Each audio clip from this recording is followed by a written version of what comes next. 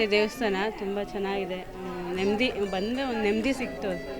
ಸಂಕಲ್ಪ ಮಾಡ್ತಿದ್ರೆ ಅಂದರೆ ಯಾರಿಗೆ ಏನು ಸಂಕಲ್ಪ ಅವರು ಹರಕೆ ಅವರವರೇ ಮಾಡಬೇಕು. ಈಗ ಬೇರೆಯವ್ರದ್ದು ನಾವು ಮಾಡೋಂಗಿಲ್ಲ. ಈಗ ನಮ್ಮ ಮನೆಯವ್ರಿಗೆ ಏನಾದ್ರು ಬೇಕು ಅಂತಂದರೆ ಅವರೇ ಬಂದು ಮಾಡಬೇಕು. ನನಗೇನಾದ್ರು ಆಗಬೇಕು ಕೆಲಸ ಅಂದರೆ ನಾನೇ ಬಂದು ಮಾಡಬೇಕು. ಆ ಥರ ಕೃಪೆ ಇರಬೇಕು. ನಾನು 6 ತಿಂಗಳಿಂದ ಬರಬೇಕು ಅಂತ ಅಂದ್ಕೊಂಡಿದ್ದೆ, 6 ತಿಂಗಳಿಂದ ಆಗಲಿಲ್ಲ.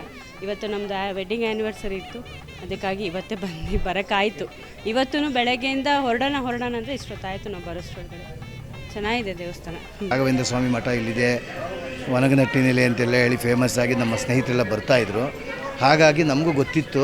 ಆದರೆ ನಾನು ಇದು ಸೆಕೆಂಡ್ ಟೈಮ್ ನಾನು ಇಲ್ಲಿ ಬಂದಿರೋದು. ಇಲ್ಲಿ ನೋಡಿ ನಮಗೆ ತುಂಬ ಜನಗಳ ಒಂದು ವಿಜೃಂಭಣೆ ನೋಡಿ, ಪ್ರತಿ ಅಮಾವಾಸ್ಯೆ ಸಮಯದಲ್ಲೆಲ್ಲ ತುಂಬ ಸಮಯದ ಜನಗಳು ತುಂಬ ಬರ್ತಾರೆ. ಇಲ್ಲಿ ಒಳ್ಳೆ ಫೇಮಸ್ ಆಗಿದೆ, ಎಲ್ಲರಿಗೂ ಒಳ್ಳೆಯದಾಗಿದೆ. ಇವಾಗ ನೋಡಿದ್ರೆ ನಮಗೆ ತುಂಬ ಖುಷಿ ಆಗ್ತಾ ಇದೆ. ಪವಾಡ ಇದೆ ಸರ್. ಪವಾಡ ಇಲ್ಲದೇ ಇಷ್ಟೊಂದು ಜನಗಳಿಗೆ ಒಂದು ಆಕರ್ಷಣೆ ಆಗೋಕ್ಕೆ ಸಾಧ್ಯ ಇಲ್ಲ. ಪವಾಡ ಇರೋದ್ರಿಂದ, ಭಗವಂತನ ದೃಷ್ಟಿ ಎಲ್ಲರಿಗೂ ಇರೋದ್ರಿಂದ, ಚೆನ್ನಾಗಿ ಇಂಪ್ರೂವ್ಮೆಂಟ್ಸ್ ಆಗಿರೋದ್ರಿಂದ ಎಲ್ರಿಗೂ ಒಳ್ಳೆಯದಾಗುತ್ತೆ ಅನ್ನೋ ಮನೋಭಾವನೆಯಲ್ಲೇ ಎಲ್ಲ ಬಂದು ಮಾಡ್ತಾಯಿದ್ದಾರೆ. ನಾವು ಇನ್ನು ಮುಂದೆ ಇನ್ನೂ ಬರಬೇಕು, ನಮ್ಮಂಥವ್ರನ್ನ ಬೇರೆಯವ್ರನ್ನ ಕರೆ ತರಬೇಕು ಇಲ್ಲಿಗೆ. ಭಗವಂತ ಎಲ್ರಿಗೂ ಒಳ್ಳೇದು ಮಾಡಲಿ ಅಂತೇಳಿ ನಾವಿಲ್ಲಿ ಬಂದಿದ್ದೀವಿ.